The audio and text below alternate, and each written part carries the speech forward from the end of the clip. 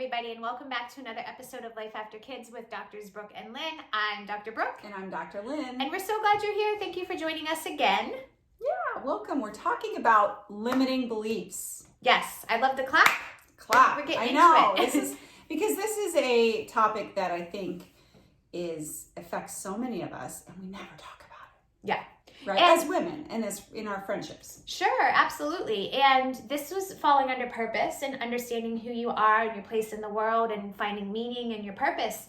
And if we don't have the right thought life and thought patterns, we're not going to get where we want to go, right? Yeah, and what we mean by limiting beliefs are just beliefs that we think that aren't congruent with the life that we actually want. Mm-hmm. So, I'm not good enough. That would be a limiting belief. Or, I could never do that. Mm-hmm. Right? It's things when you reframe it in a negative or a limited way, instead of being more open to all the possibilities that are out there for you. I love that. Those are ones that are in my ear all the time. I mean, I'm notorious. I'm an Enneagram 6, so I spend a lot of time in my head, as do 5s and 7s, right? Mm-hmm. So and that little, it's like that angel and that little devil on each side, and you can't do that. Who do you think you are? Well, you're not smart enough. You're not good. You know what I mean? Like, you look like, why are you wearing that? All of those. I could go on, people. But, right? We do this as women. We do. And I think we all have those voices in our heads. And unfortunately, we listen to them and we give them more power than they deserve. Because here's the deal. As you said, there's an angel and there's a devil, right? Mm-hmm. So why can't we listen to the other voice? Yeah. So that's how we unwind limiting beliefs is, while that might be a perspective, what's the opposite perspective? What can we redirect that to? So instead of not good enough, what if I did that thing? And just, again, reframe, redirect. Yeah, that's huge. I love that. That's important. And do you think that, because this is kind of your wheelhouse here with a limiting belief, would you say that the first step is recognizing that you're doing it?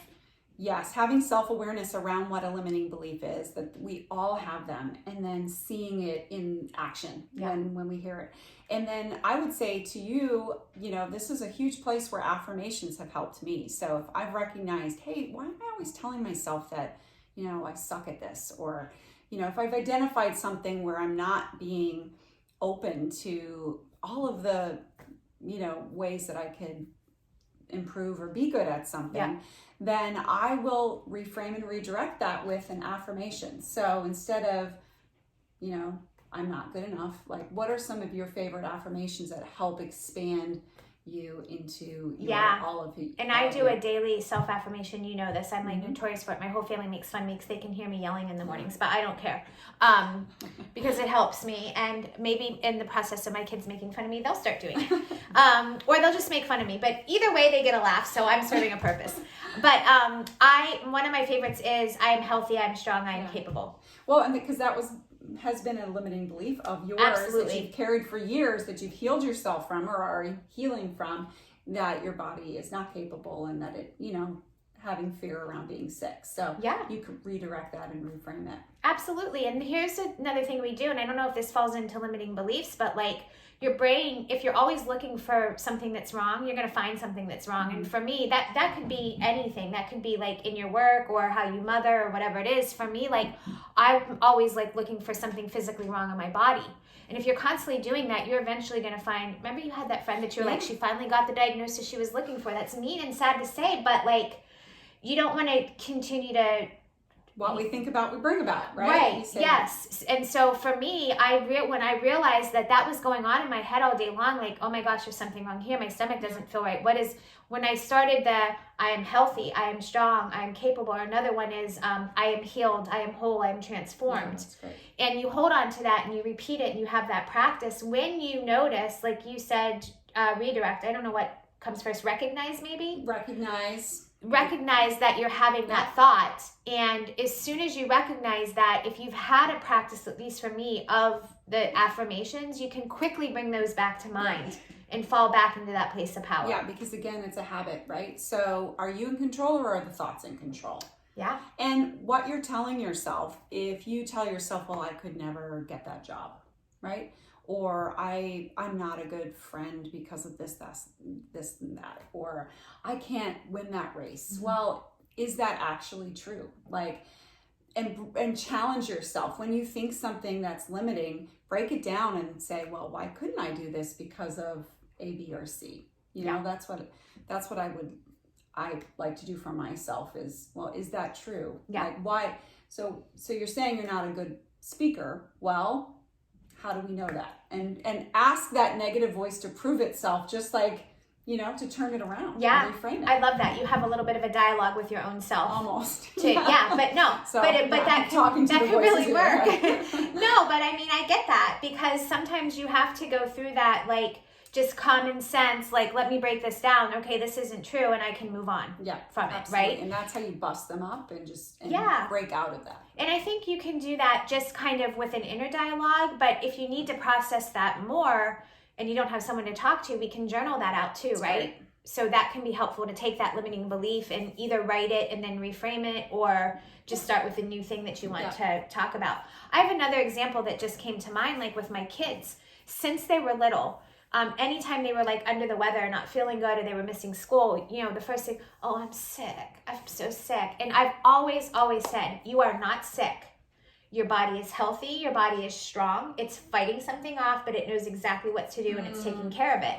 And I think, would you agree that's an example of reframing and redirecting? Yeah, and that goes to just another, you know, point that's so important is our words matter. How often do you say that? So instead of like, oh, I wish I could, say, I am going to, you know, frame it that way, or I should. No, we don't should all over yourself, you know, just you and your bumper stickers. You either are, or like Yoda, right? Do or do not. There is no try. So in your words, even though that seems like, oh gosh, it's so specific, it's very true. And start to notice how when you change the word around to what you really want to bring more of into your life, that starts to click and happen for you. That's right. And I think that when you speak it too, you reframe it here. Like there's the connection between your thoughts and your words. Mm-hmm. Yeah, absolutely. So you can reframe it here, and then it'll come out differently. But also, if you're training yourself to speak the right things, you're starting to change what's happening here too. So even in conversations, I think that's a huge way to stop those limited beliefs. Beyond self-affirmations, change your dialogue and what you speak about yourself and the people around you. Yeah, so true.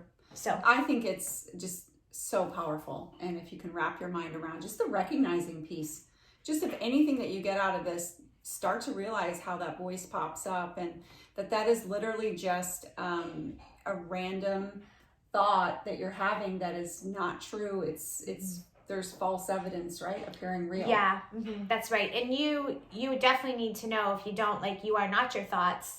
And it's not the thought itself, it's the emotion you attach to it and the focus that you give it. It's great. So if you can just recognize that it's there, know it's a thought, reframe it, redirect it, let it go, then take it from somebody who's in her head all the time.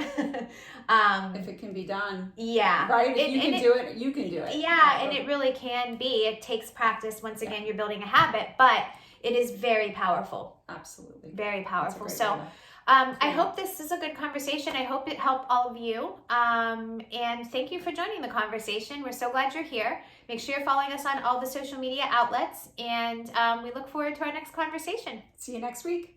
Bye.